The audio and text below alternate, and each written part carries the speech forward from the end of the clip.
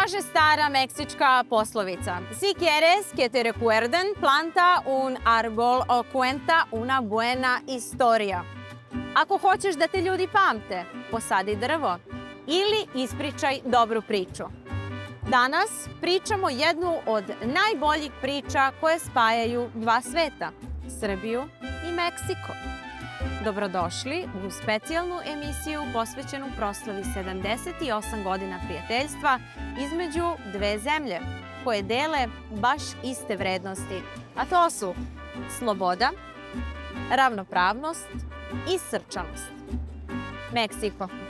Ostanite sa nama i saznajte zašto je ambasador Meksika u Beogradu, njegova ekscelencija Karlos Isauro Feliks Korona, rekao da ni Srbiji, a ni Meksiku niko ništa nije poklonio. Za sve su se sami izborili. Dobrodošli u magiju meksičkog duha i srpske upornosti.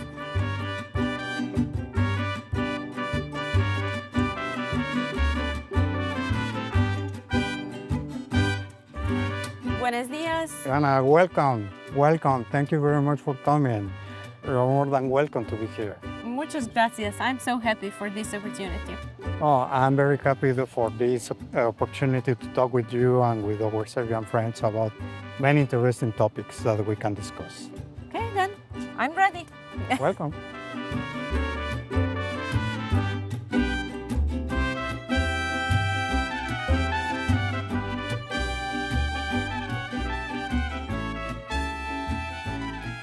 Vaša ekscelencija, vaše ime Feliks na španskom jeziku znači sreća i biti srećan. A ja se nadam da ćemo mi danas kroz ovaj razgovor i Srbima, a i Meksikancima doneti i sreću, a i inspiraciju koja traje već 78 godina. Hvala vam mnogo za ovaj intervju. Thank you very much. Gracias. Hvala lepo. For us, it's very special to have you here and to share with our Serbian friends what's part of the story of Mexico and Serbia, that we are a strong friendship that has been for 78 years, although we have records of contacts from 1848 before. So it's quite interesting to have this conversation, and welcome to the Embassy of Mexico. Dakle, u Srbiji se o Meksiku govorilo još od 1884. godine, a ja sam za vas izdvojila tekst iz 1937. Kažu za Meksiko, tako su Srbi tada pisali: to je čarobna i jednostavna zemlja, strasna i banalna, uvek puna iznenađenja, uvek nova i drugačija. Meksikanac postavlja naivna pitanja, ne zato što je naivan, već da bi strancu dao priliku da dokaže svoju intelektualnu spremu. Mi danas brojimo 78 godina, a još više je godina od ovog teksta. Da li se i šta se promenilo? Well, I think that interesting question reflects how we Mexican approach to foreigners. So I would say that you've been in Mexico, and many Serbians that have been in Mexico, they know that we are a very friendly people. So we love to establish a human connection immediately. So we are very open-minded people. We want to share whatever we have. So even when you go to Mexico, you are going to be eventually invited to a home of Mexicans. And there is a famous saying of Mexico: mi casa es tu casa. My home is your home. And we mean that. So this part has not changed. I would say that we continue to be one of the most friendly peoples around the world. And that's why we receive a lot of visitors. And that's why we engage immediately in conversations, even though that sometimes the language must be a complication, but at the end it's not a problem to understand and to start a new friendship. And I'm quite sure with our Serbian friends that have been in Mexico, they can testify that. A kako vam leži srpski jezik? Kako stojite sa srpskim jezikom? Well, no, I frankly speaking, I understand a lot. I can express something, but I don't feel comfortable. So Even in my position, I think that it's convenient not to express something that might not be appropriated because of a lack of management of Serbia. So, but as you know, I was here from 1991 to 1994. And at that time, well, we learned some part of the language. I like Serbian because it has a very clear sound. I mean, the word that you pronounce is not like other language that you cannot hear the complete word. But in Serbian, you can hear completely, all at least for foreigners, we can hear clearly all the phrases and all the words that you are expressing. So that's a good advantage, although grammar is completely different from the Latin languages. That's because we Serbians, we do not hide anything. So whatever we think, we're saying that out loud. Vratit ćemo se u 1963. godinu. Usred Meksiko Citya na malom trgu u aveniji Paseo de la Reforma je spomenik maršalu Titu. Kada se vratimo u tu 63. godinu, maršal Tito je sa svojom suprugom Jovankom Broz prisustvovao borbi bikova, odnosno koridi, i tada se sastajao i sa meksičkim predsjednikom. Posebno mi je zanimljivo šta je bilo dogovoreno na tom sastanku. A to je da sporovi među nacijama moraju da se rešavaju uvek miroljubivim pregovorima uz poštovanje nezavisnosti, neintervencije i integriteta jedne zemlje. Naravno, ja sada govorim o pokretu nesvrstanih kada smo mi delili ista razmišljanja. Da li je moguće da se Meksiko i Srbija jednog dana udruže u nekim sličnim pokretima danas? Well, yes, the non-aligned movement was a very important moment for the international politics at that time. We need to understand that at that moment, the political tensions between the two blocs were very high. And this movement was extremely important to promote not just only peaceful solutions of different problems that at that time arise, but as well to promote the interest of countries that are not the superpowers. So I think that part of the identification that we have at that time with Yugoslavia precisely was in that sense, because we knew, if you see the history of both countries, you will see a lot of similarities in terms of, in different moments, we have fought to maintain our territorial integrity. We have fought as well to maintain our sovereignty and national identity. So if someone wants really to know what is the main core of our relationship, you should go to our common history. So in that sense, that connection with Yugoslavia at that time was precisely because of that.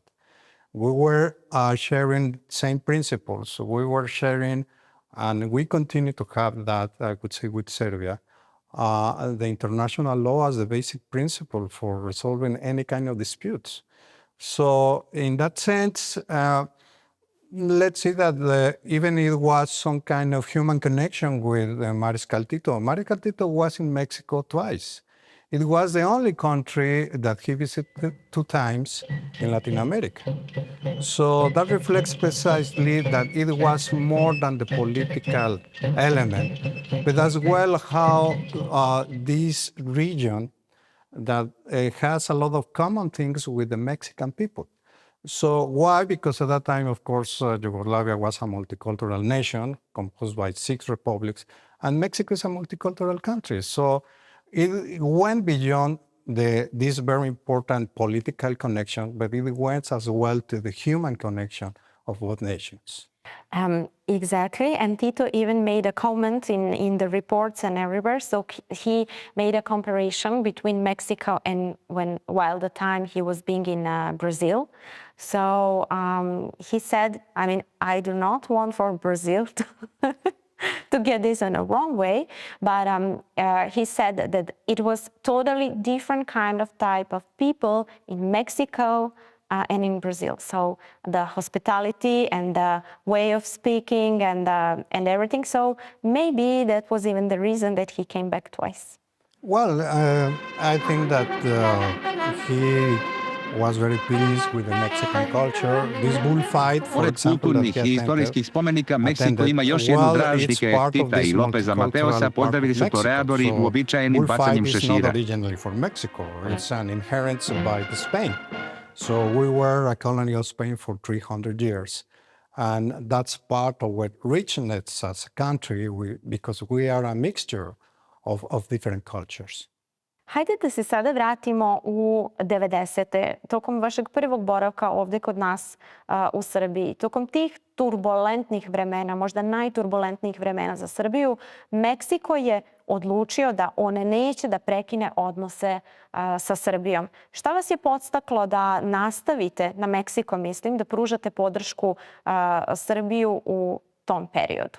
Well, definitely living under war conditions is something that you cannot explain only unless you live in that situation. So it can be many images, it can be many words, but it's never going to reflect what you are living in that particular situation. For me, it was very important for my diplomatic career because of the sanctions, all the ambassadors were removed from Belgrade. Because of the sanctions, again, at that time, Yugoslavia that was still Serbia and Montenegro, because of the other republics who got independence. So they removed the ambassadors, and the work conditions here are very complicated. In a way, I have two maybe interesting comments about that. First, I was called to Mexico City because I was in charge of the embassy, and we were analyzing the situation here. At that time, because of the war situation and the unpredictable result of that, many countries decided to close their embassies. Even many Latin American countries that were here are not anymore. And many other countries, they decided to close temporarily their embassies, and Mexico never closed the door of the embassy here.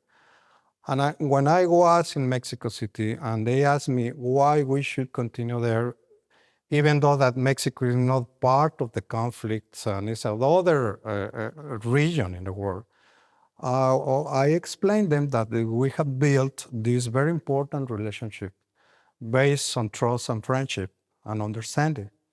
And I told them, well, I think that we are true friends of Yugoslavia, Serbia, Montenegro at that time. And I think that good friends are in good times and bad times. So that's why we decided to continue here.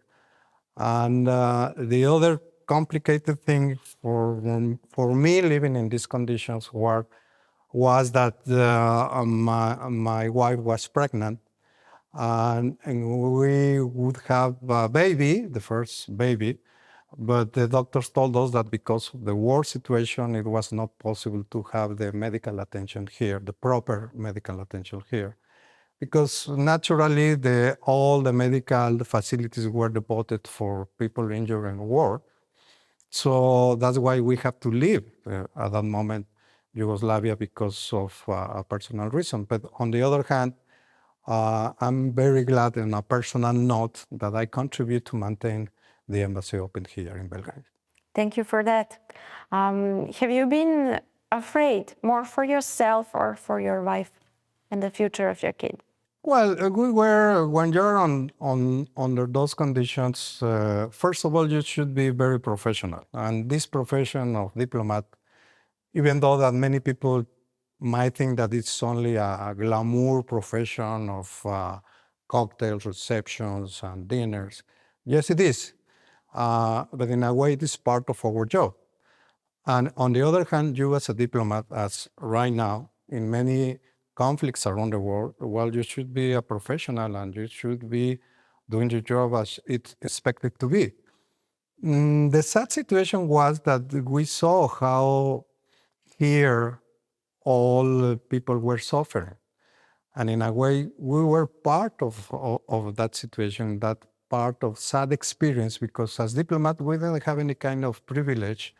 We didn't receive any particular treatment because we were living under war conditions. So that connected us as well with the local people here sharing that moment. That was perhaps not the best, no? So what was the feeling when you came back here? Well, when I was proposed to come here again, in a way, the reason why I'm here in the second time was that the Mexican government decided to send me to start a new relationship with all these republics now, no, based upon my previous experience, and they thought that I be able to understand the complex context that is the Balkan region and to help to start a new era of cooperation. And I think that we've been very, very successful in that way. During these 3 years, we have had a very close relationship with Serbia. And even with high political level delegations that went to Mexico, and we have a splendid dialogue on issues. As you know, we don't recognize Kosovo. We always been clear in our position. Recently, the issue of the Srebrenica resolution, we abstained because we see the whole picture and not, in a way, part of the complexity of the region. And I think that definitely my previous experience, professional and personal experience, helped me a lot in this new way of doing my job here. Kao što ste i rekli, Meksiko je oduvek podržavao Srbiju u smislu teritorijalnog integriteta i nije priznao nezavisnost Kosova. Kako vidite budućnost meksičke podrške u budućnosti, konkretno mislim na ovu situaciju? Well, Mexico foreign policy is based on principles. It's based on international law. So that's not going to change. So we're a country that we believe in full respect of international law. You cannot have double standards, double criteria to think that you can apply this, you can apply that. No. So we're convinced that all countries are obliged to respect international law. So we are respecting that. We know that it's a very complicated discussion now. We have followed very close the negotiation between the two parts, but we are not going to change our position. So in some point, it will depend on the decision of Serbia, what Serbia wants to continue in this process, what they want to accomplish. And we will respect that and we will support that because it's according with international law. And not just with international law, it's according with our strong friendship that we have developed. So we are friends, and as I said, well, friends understand each other very well. So in conclusion, I would say that we are looking for the best solution, respecting the sovereignty and the territorial integrity of Serbia over the province of Kosovo and Metohija. Razumemo se više nego odlično. Šta mi možemo da naučimo od Meksika u očuvanju kulturne i istorijske baštine, pogotovo što se tiče pitanja Kosova i što se tiče naše istorijske i kulturne baštine koja se nalazi tamo? Well, I would say that this is a very complex discussion. But at the end, I think that we cannot suggest something to any countries. I mean, we are very respectful of the sovereignty decisions of other countries. But in the case of Mexico, let's see, again, if you see the history of Mexico, we lost half of our territory on unfair war against the United States. So if you travel now to Texas, if you travel now to California, so the Mexican culture is there. So even in some small details, let's see that the Mexican football team plays in Los Angeles, so against the U.S. team, so the Mexican team is the local. Why? Because of the support of all Mexicans that are living there. The thing is that we have developed a concept of nation that is not necessarily attached to the territorial elements. So our concept of Mexican nation that goes beyond our borders are based upon on a vision of the 21st century in which it's more important to attach the cultural element of your people that are not living inside of your border. And you feel that connection with the Mexican culture, with the 40 million of Mexicans that are living in the US. So they are very proud of the Mexican origin, even though that most of them, many of them, millions of them are US citizens. So that's a good reference, perhaps, how we have maintained that cultural connection that is not lost. It continues generation by generation. So those families that are living in the US in the different states are still very connected with their own communities. So we have promoted that, we have empowered that, we have developed a very sophisticated programs. I would say that Mexico has the most sophisticated public policy to support our diaspora in the United States than any other country. One example is that we have 53 consulates of Mexico in the US, 53. So, and these consulates respond precisely to this connection that we have with our diaspora in the US. So we need to think that the world has changed. We need to think how we can maintain your own national identity and how you can promote that no matter where you are. You always will be Serbian, you always will be Mexican, no matter how many different colors of your passport might have, but you always, your heart and your mind will be always from your own nation. Sada kada ste već pomenuli promociju, Meksiko je zemlja koja ima više nego interesantnu turističku ponudu, a za mnoge je i dalje samo san. Na ulasku u ambasadu primetila sam da dosta ljudi čeka ispred da bi dobilo vizu za Meksiko. A sada ja vas pitam, da li je moguće da mi u duhu naših dobrih prijateljskih odnosa lepo ukinemo vize za srpske turiste koji odavde žele da posete Meksiko i ako to nije izvodljivo sada, kada će se to desiti? Eto. No, yes, of course. We are evaluating this situation.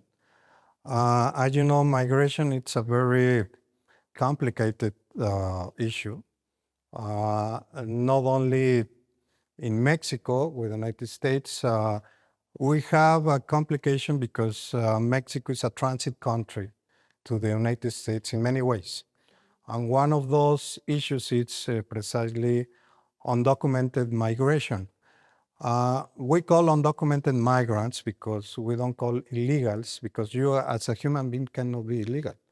You can be in a situation of illegality, but you are a human being, you are not illegal. Maybe if you're an alien, you can be illegal. Well, that's what we perceive. And of course, we understand that many of different migrants, they don't want to stay in Mexico. They want to go to the United States. Last year, we have more than 2 million foreign migrants intending to get into the US. And they are coming from nationalities for many countries that you might not imagine. From Romania, from China, that want to get into the US through Mexico without the proper documentation. So it's kind of very complex situation that we are facing. We have discussed with the United States precisely how we can deal more with the situation. So at this moment, I would say that we need to wait until the conditions are much better. Even Serbia has discussion with the European Union to impose visas to other nationals precisely because of the same problem. Not to use the Serbian territory as a transit country for undocumented migrants. So we are living in this moment in a complicated discussion about immigration. But on the other hand, it's very easy to get a Mexican visa because even we are a very easy process in which you have an appointment. You don't need to wait outside of the embassy and come. No, you have an appointment. You have when you can come. you can advance your information. So it has been a very, very easy process to get with. Did you have that kind of problem here in Serbia, that someone is applying for visa here and then he's trying to enter the US after that when they... Well, we have had some cases. I wouldn't say that is the majority of the intention of Serbians But to it get can into the happen. US, but it can happen. So, I mean, as many other countries, we need to regulate this on a much better basis.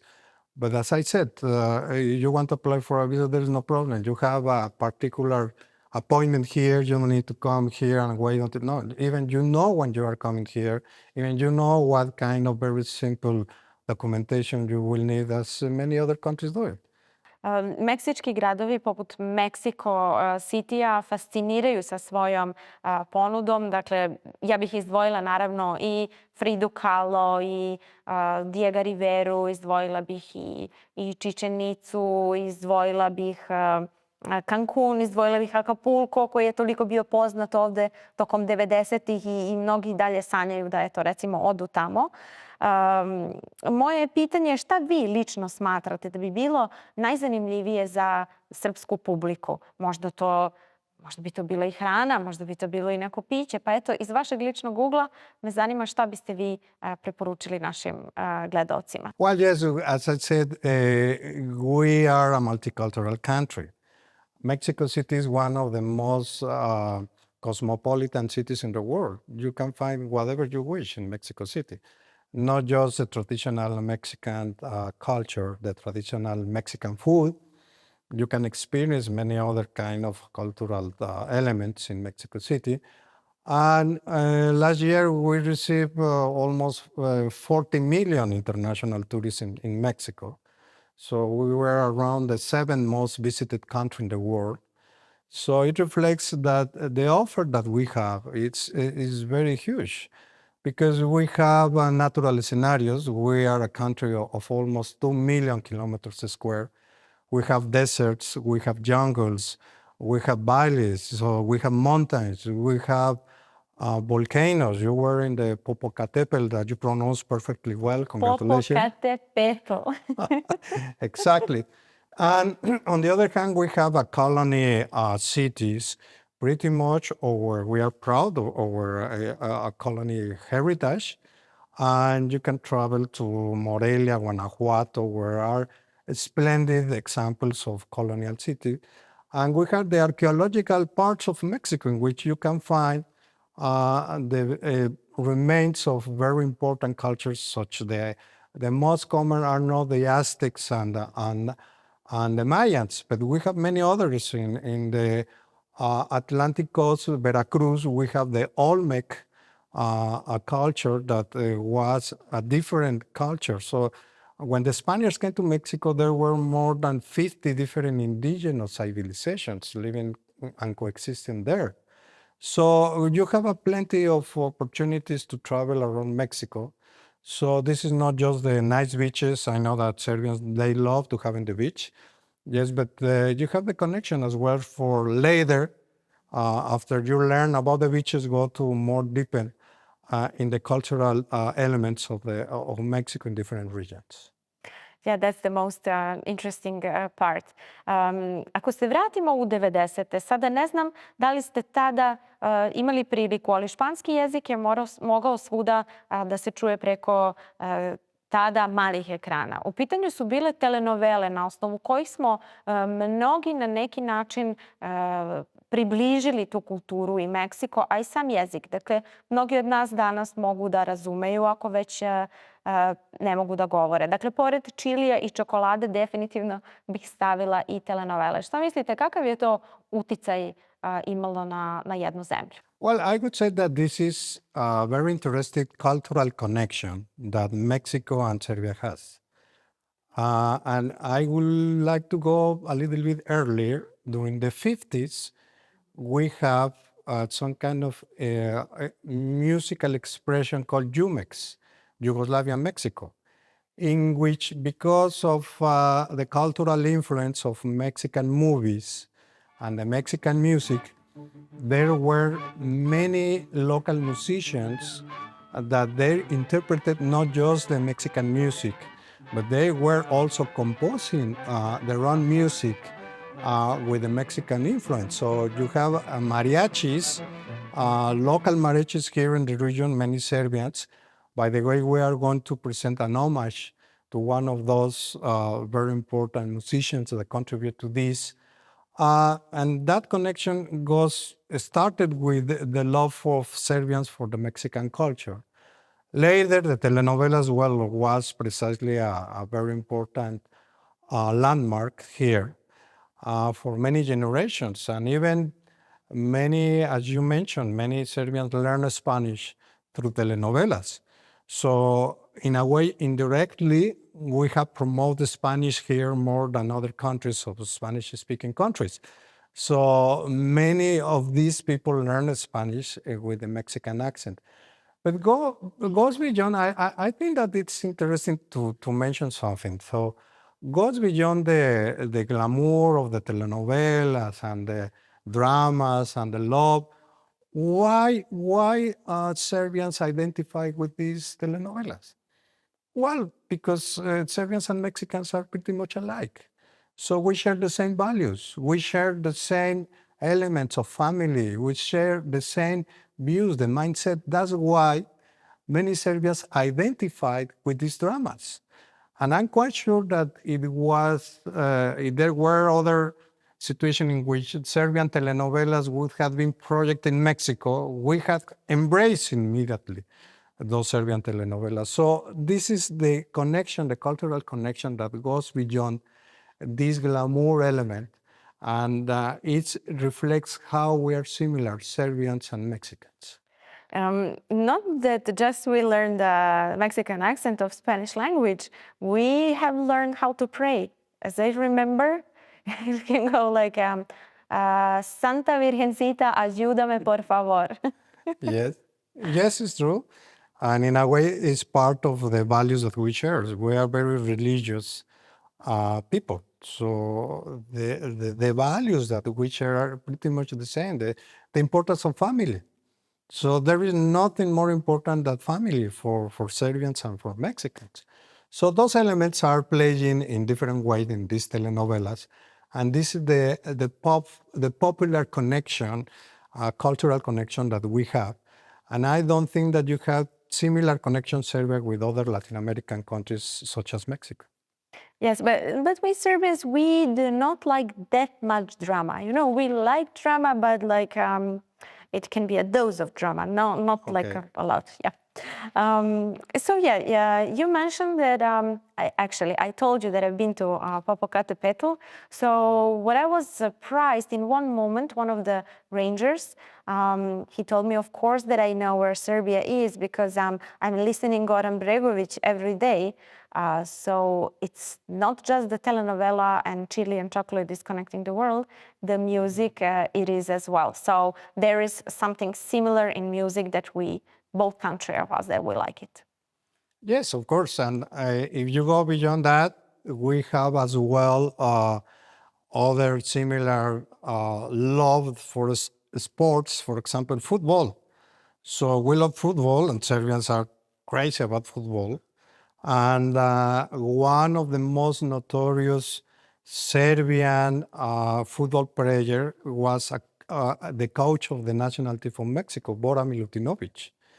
Bora Milutinovic was the general manager or the technical director of the Mexican football team and many other professional teams. So there is that connection as well that we share with Serbia. So many Mexicans, they identify precisely how Serbians are very good at sports.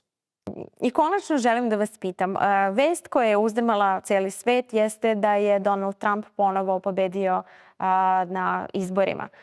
Kako će to uticati na Meksiko? U ovom slučaju mislim na zid. I na koji način će se nastaviti vaši bilateralni odnosi sa Amerikom?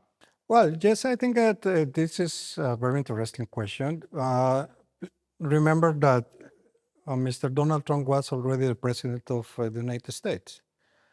And we managed to have good relationship with him. We understand that all presidents, even Mexican presidents, they have their own style. But by the end of the day, the interests of the countries are the most important. So you're mentioning that the new version of NAFTA, the North American Free Trade Agreement, well, the North American Free Trade Agreement has created the most important economic bloc in the planet. And this is a reality since the 90s. So Mexico has become the first trade partner of the United States. It's not China, it's not the European Union, it's not neither any of the members of the European Union, it's Mexico, the first trade partner of the United States. So it has consolidated North America as a very competitive area in terms of economic, in terms of investment, in terms of technology. So Mexico is integrated to North America economically. So Mr. Trump knew that, and that's why we have an updated version of NAFTA that is called now TECMEC or whatever you wish to call according with the three countries, but in a way this is the same principle. And what means of the importance of the countries in terms of your position? Well, it's interesting to mention that the trade between Mexico and the United States, it's with astronomical figures. Every minute, Mexico and the United States are trading $2 million every minute. So you can imagine what is the importance of this trade relationship for the interests of the United States. On the other hand, of course, with Canada, we have one of the most competitive area. And now you need to understand how the global economic is moving. So still we are talking about economic blocks. And thanks to NAFTA, North America, it's very competitive against the other blocks. What are doing the European Union? Precisely the same. They are building an economic bloc precisely in this region. But there are other projects. Now you have the BRICS, for example. But in a way, if you compare what is the importance of NAFTA and what is important for the United States, Canada, and Mexico, it's very clear. So we don't perceive any significant changes in that. We think that what is important now is how you can be part of the international value chain, how you produce products, how you can distribute these products, how these products are for the benefit of your own people. So on immigration, well, as I said, we have a serious problem, yes, not for Mexicans. Because of NAFTA, many Mexicans are not going more to the United States because we have already very good jobs in Mexico. So the problem is a regional problem. We have a talk with the US government precisely to look more into the roots of the problem rather than on the effects. So we are confident that we can have that kind of discussion with Mr. Trump. We cannot impose the Americans to change their own policy in terms of immigration. It depends on that. We respect the sovereignty decision of the US government. But in a way, it's a problem that is a regional problem that we need to work on that. We cannot tell the Americans, no, don't receive any more refugees, don't receive any more people. This is a decision from them.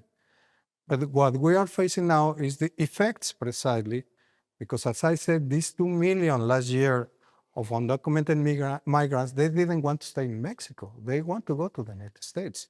So we need to work together to find solutions rather than the traditional rhetoric, or even when you are in campaign, well, there is a very different reality when you face, and that in the real terms. Yes, so why is it like that? So Mr. Trump, when he's in front of the cameras, he's not saying, okay, every minute there is $2 million change. Mexico is going to be, Mexico, it is the first partner in trade. And why is he not saying that kind of numbers? But he is using the numbers of the wall, like how many more meters. And so why is that happening in media? Is it interesting for the world to watch, or? Well, again, I would say the facts are the facts. So you can say whatever expression you want, But the facts are the facts, and reality is reality. So the trade is there. The benefit for the Mexican and the U.S. Societies are very clear. With Canada, we have built, and again, it's a reality. This is not a dream. This is not a project. Still, there are many other countries trying to get what NAFTA is. So NAFTA is an example precisely of economic integration.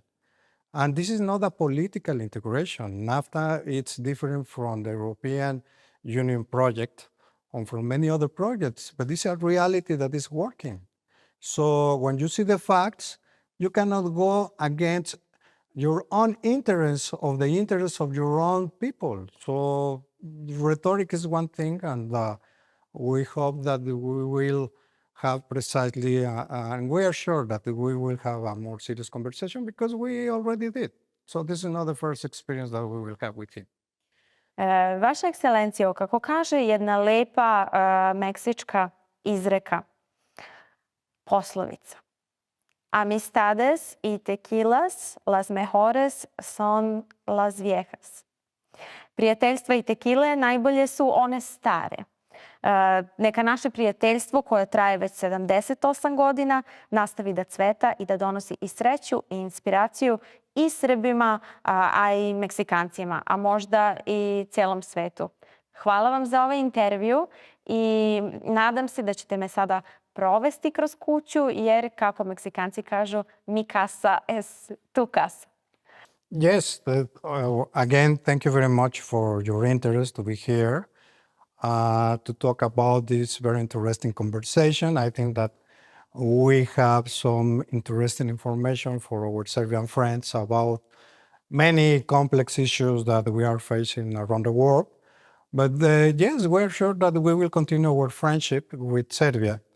I always tell not just the highest authorities of this great country, but also to our Serbian friends that Mexico is a friend of Serbia. So sometimes Mexico is not directly in the radar of many people. No, many people look into other regional areas, but Mexico is a good friend, and we have proof that our friendship is real friendship, and we appreciate that, and we will continue with that. And with that, again, thank you. And yes, mi casa es tu casa. You are welcome, and we can go to visit here this particular house that has a special meaning for Mexico and particular for me. Thank you. Let's go. I will say, ándale. Ándale.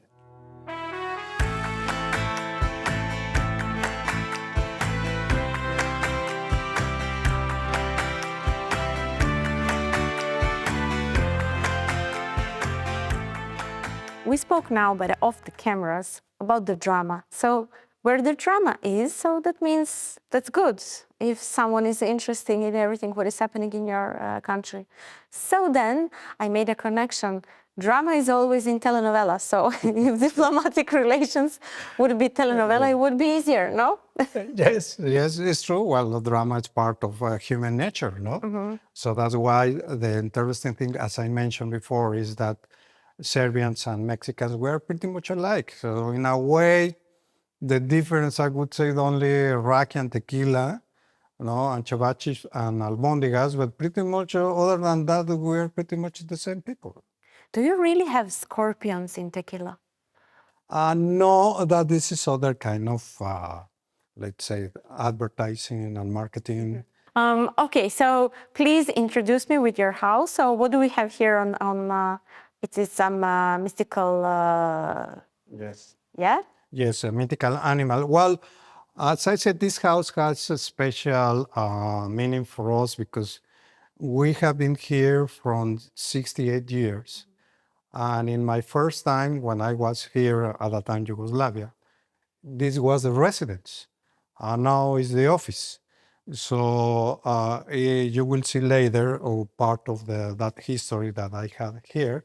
But now we are here in the living, let's say the living room, that we are going to install, as I told you, outdoor cameras.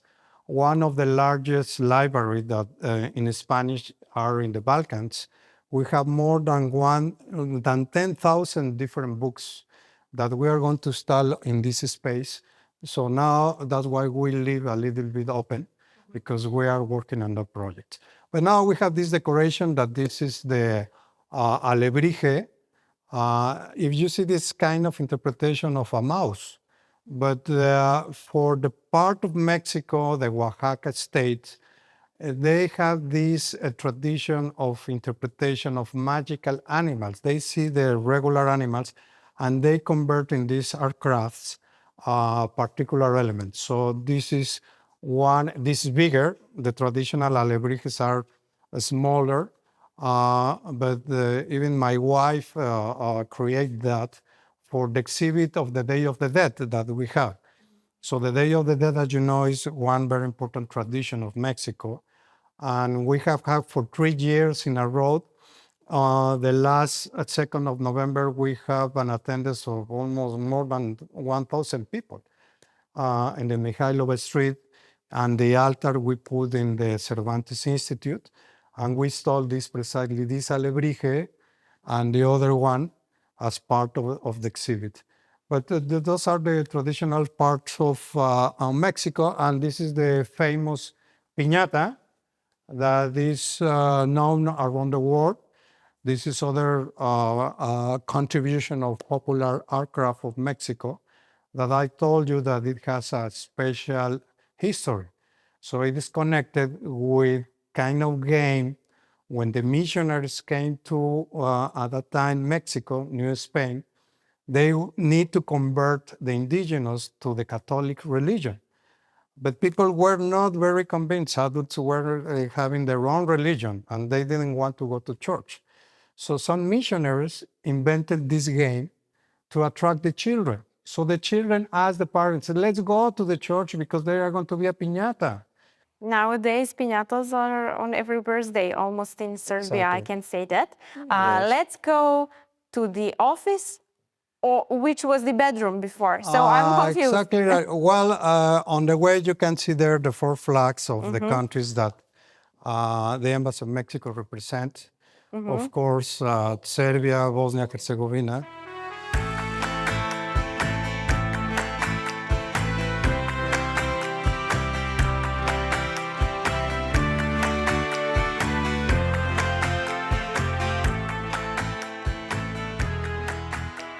So this is the famous room in the building. The most famous rooms in the building, yes, and a special meaning for me because this is my office, but it used to be my bedroom. Before. In the 90s. Yes. In the 90s, this was the residence, and I was sleeping here. And when I came here for the second time, for my surprise, this is my office. So there is some kind of karma, as the Asians said, about this particular place. That's why it has a special meaning for me. Your Excellency, as I can see here in the room, which is now office and it was bedroom, that back in the 90s you were a millionaire or a billionaire or milliardaire. Yes, yes, exactly right. We have a collection of the bills there, and it's quite interesting because you will see there that for 10 dinars, it was almost 1 billion. So at that time, there was part of the process here. And it was kind of a complicated time because when you go for a cafe or a restaurant, you have to have almost 1 bag.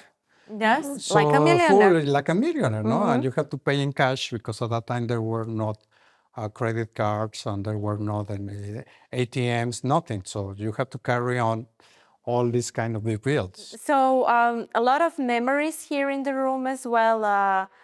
Photographs of your family, my family. Of the flag, of the eagle and the snake. So a lot of diplomas and certificates, even from our government, is the newest one. And I as well. There is a photo that it's hidden. It's beside you. So it's the photo with Schwarzenegger. Yes. So he's a very well-known actor here in Serbia. You know, like we do love Mexicans, but we do love Schwarzenegger as well. No, yes, he was the governor of California. when I was Consul General of Mexico in San Francisco. And he's really a very, very nice guy. I would say that more a politician, he's kind of a very gentle person, not the traditional profile of a politician. And he is very close to Mexico as well, because as you know, he's immigrant from Austria. Yes. So he understands perfectly well what is the issue of immigration and how we need to deal much better with Mexico.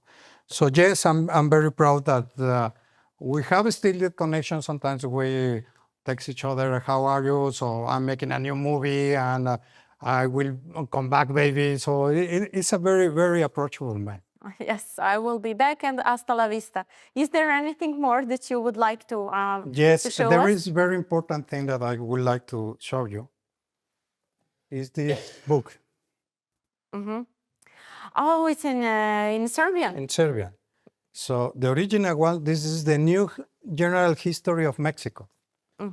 This is a compendium of the origins of Mexico from previous to the Aztec and previous to the many other cultures until the 21st century. So it has been a very important publication, and we're very proud that has been translated into Serbian. And we were commenting in an interview about the similarities between Mexico and Serbia. Well, you can find there.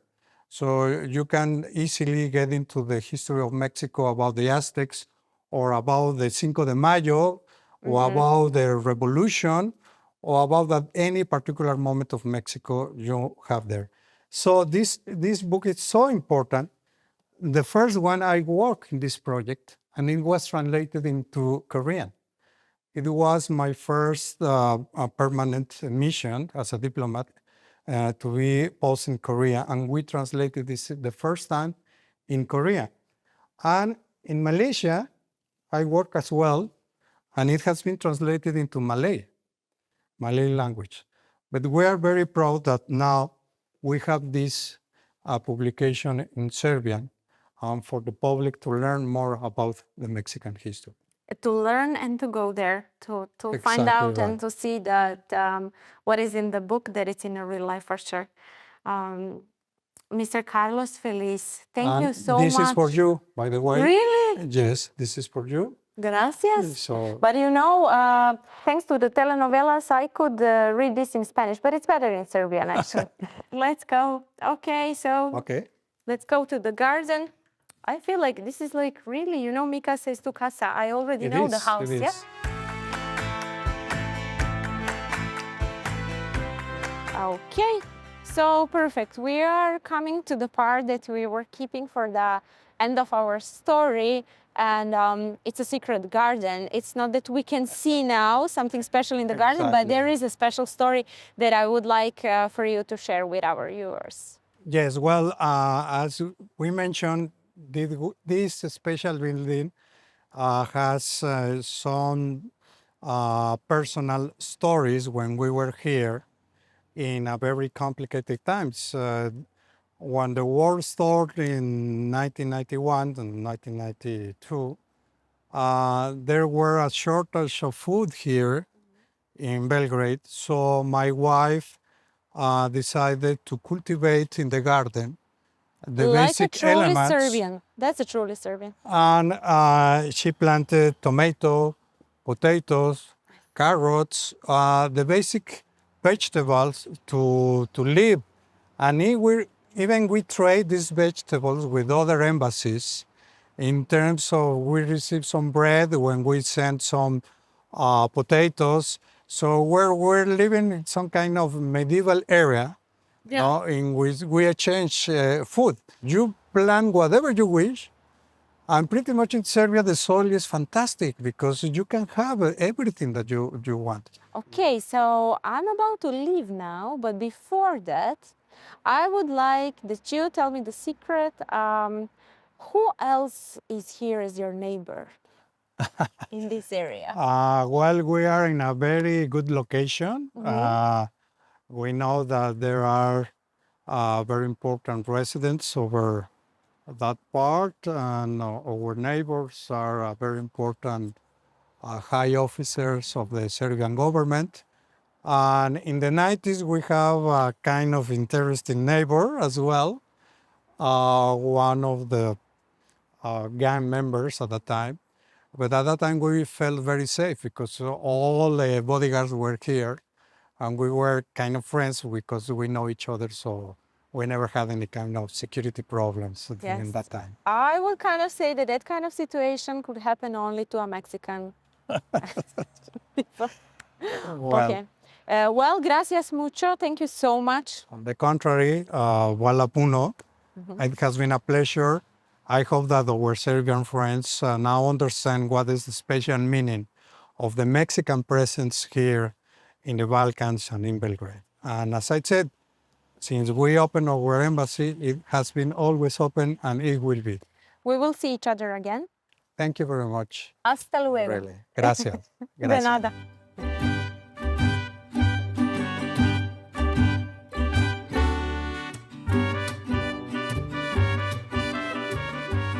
Kakav je ovo bio dan i kakva je ovo bila priča?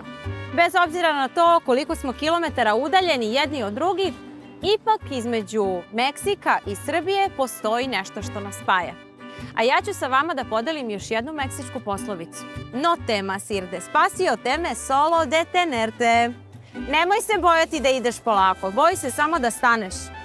Danas smo prošli kroz 78 godina prijateljstva. Naučili smo nešto o preklapanju kultura, o ekonomskim potencijalima i onim nevidljivim nitima koje spajaju Srbiju i Meksiko. Šta li nas to novo očekuje u budućnosti, saznaćemo verovatno tek kroz par godina.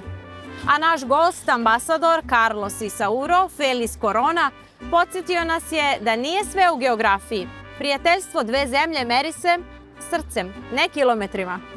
Pričali smo o tome kako su telenovele, marijači pesme i čak Popokate Petl našli svoje mesto u srpskom narodu. Ali i kako i na koji način je Srbija ostavila trag u Meksiku. Kada kažem trag u Meksiku, setit ćemo se Tita i davne 1963. godine. Meksiko je zaista zemlja kontrasta.